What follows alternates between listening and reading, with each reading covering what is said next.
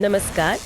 आज हम एक बहुत ही संवेदनशील और जटिल मामले पर बात करने वाले हैं। ये कहानी है नेमिशा प्रिया की, एक भारतीय नर्स जो यमन की जेल में है और मौत की सज़ा का सामना कर रही हैं। हाँ, ये मामला काफ़ी समय से चर्चा में है। हमारे पास जो जानकारी है वो एक विस्तृत लेख पर आधारित है जो नेमिशा की पूरी कहानी बताता है, कैसे वो यमन पहुंची, क्या आरोप लगे और अब उन्हें बचाने के लिए क्या कोशिशें हो रही हैं। बिल्कुल, और हमारा मकसद आज यही है कि इस पूरी मानवीय और कानूनी उलझन को थोड़ा समझें।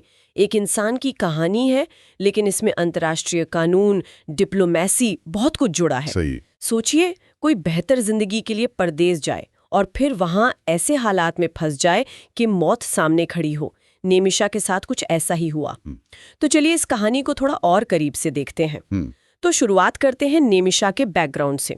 वो केरल की रहने वाली हैं, एक नर्स, और 2017 में जैसे कई लोग जाते हैं बेहतर रोजगार के लिए यमन गई। हाँ, गल्फ देशों में और यमन में भी काफ़ी भारतीय नर्सेस काम करती हैं। सही। तो वहाँ उन्होंने एक यमनी नागरिक अब्दुल्ला अल हादर उसके साथ मिलकर एक बिजनेस शुरू किया, पार्टनरशिप में क्लिनिक खोला। हाँ, शुरुआत तो पार्टनरशिप से हुई थी। लेकिन रिपोर्ट्स बताती हैं कि जल्द ही चीजें बिगड़ने लगी। नेमिशा ने आरोप लगाया कि ये जो पार्टनर था हादर, वो उन्हें तंग करने लगा, मानसिक तौर पे, शारीरिक तौर पे भी। शोषण के गंभीर आरोप थे। हाँ, और इतना ही नहीं, ये भी आरोप है कि उसने नेमिशा का पासपोर्ट अपने कब्जे में ले लिया था, उन्हें ब्लैकमेल कर रहा था। तो एक तरह से वो वहां फंस गई, भारत लौटना नामुमकिन सा हो गया था। बिल्कुल, ये एक बहुत ही डरावनी स्थिति है किसी के लिए भी, खासकर विदेश में अकेले। और यहीं से मामला और बिगड़ गया। कैसे? वो घटना कैसे हुई? तो बात है 2020 की। अपने पासपोर्ट को वापस पाने की एक हताशा में नेमिशा ने कथित तौर पे एक प्लान बनाया, शायद किसी सहकर्मी की मदद से। प्लान ये था कि हादर को नींद की दवा देकर बेहोश कर दिया जाए ताकि वो अपना पासपोर्ट वापस ले सकें। ओह, सिर्फ बेहोश करने का इरादा था? रिपोर्ट्स तो यही कहती हैं कि इरादा शायद यही था, लेकिन हुआ ये कि दवा की डोज ज्यादा हो गई, ओवरडोज हो गया। तो अब्दुल्ला अल हादर की मौत हो गई। हे भगवान, ये तो बहुत बुरा हुआ। हाँ, बहुत ही दुखद मोड़ था ये।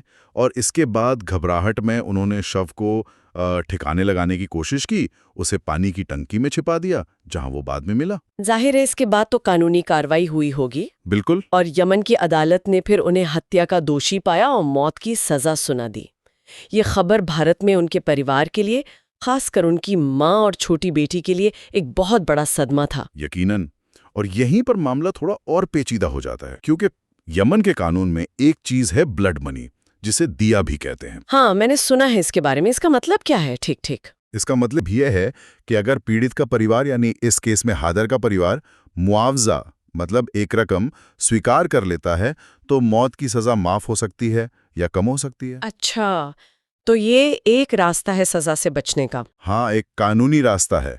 और इसी उम्मीद पर भारत में एक बड़ा अभियान शुरू हुआ है। निमिशा की माँ है, उनकी बेटी हैं, वो लगातार अपील कर रही हैं और कई लोगों ने, संगठनों ने मिलकर पैसे जुटाने शुरू किए। कितना पैसा जुटाना था और क्या वो जमा हो पाया? सुनने में आया है कि करीब 2 करोड़ रुपए से ज्यादा की जरूरत थी और वो रकम जमा भी हो गई है। लोगों ने काफी मदद की है। 2 करोड़? ये तो वाकई दिखाता है कि लोग कितना साथ दे रहे हैं। लेकिन पैसा जमा होना ही काफी नहीं है ना, इसमें क्या मुश्किलें आ रही हैं? हाँ, यहीं पर सबसे बड़ी चुनौती है।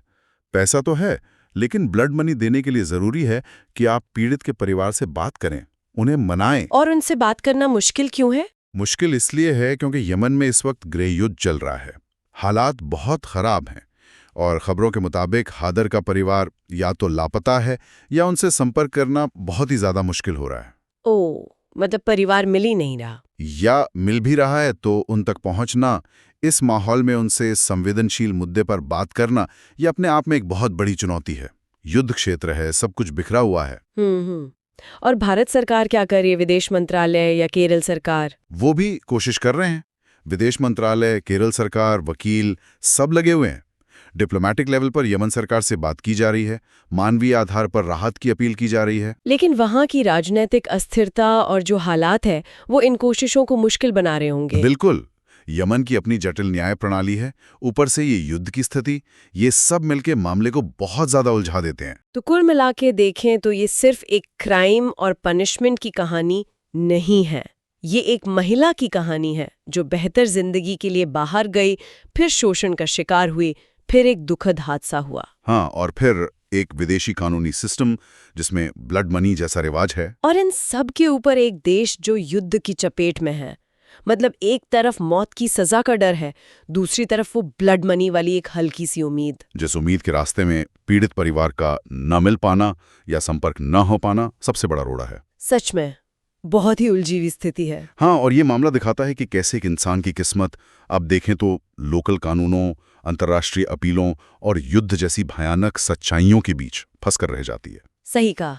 ये सोचने वाली बात है कि ऐसे मामलों में जहां इतने सारे फैक्टर्स एक साथ काम कर रहे हों, लोकल रिवाज, मानवीय अपील, डिप्लोमेसी और युद्ध, वहां किसी की जान बचाने की कोशिशें कितनी कारगर हो सकती हैं, उनकी सीमाएं क्या हैं, इस पर सोचना जरूरी है।